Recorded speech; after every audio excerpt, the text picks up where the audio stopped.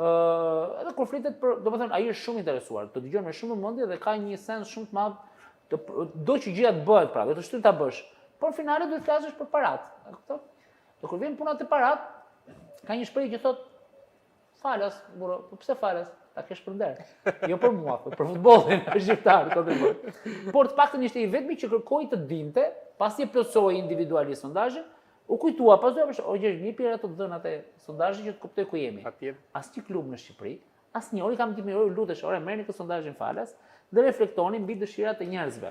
Ku diun, për formulën, për oraret, për kampionatin, për PR-in, për sjelljet publike.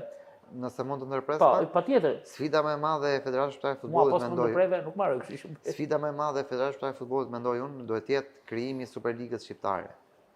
Krijimi i një produkti. Se ka për detyrë drejtë mori. Se ka për detyrë, po do duhet ta bëj në të mirë në funksion të mirës publike. E ka tentu. Në funksion të mirës, nuk e di nëse ka tentuar. Mund të bësh një gjë private vinë në funksion të mirës publike? E vështirë më duket. Sidomos për të ne që jemi akoma është debat shumë i madh. Konsideroj si shtet, ky është problemi, konsideroj si shtet. Jo, un po klubet janë privat. Un po ndërtoj një qasje tjetër dhe po them që ata duhet të jenë lokomotiva. Është qasje planifikuese ajo që thua ti. Kemi pas para viteve 90.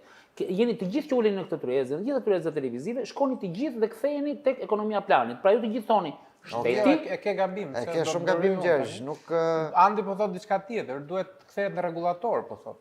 Duhet të vendosi rregullator është shumë abuzive. Nuk është abuzive fare, sepse roli i shtetit, ta bëjmë konkrete, ta bëjmë roli i shtetit apo i themi i publikës, unë do preferoja është të rregullohet.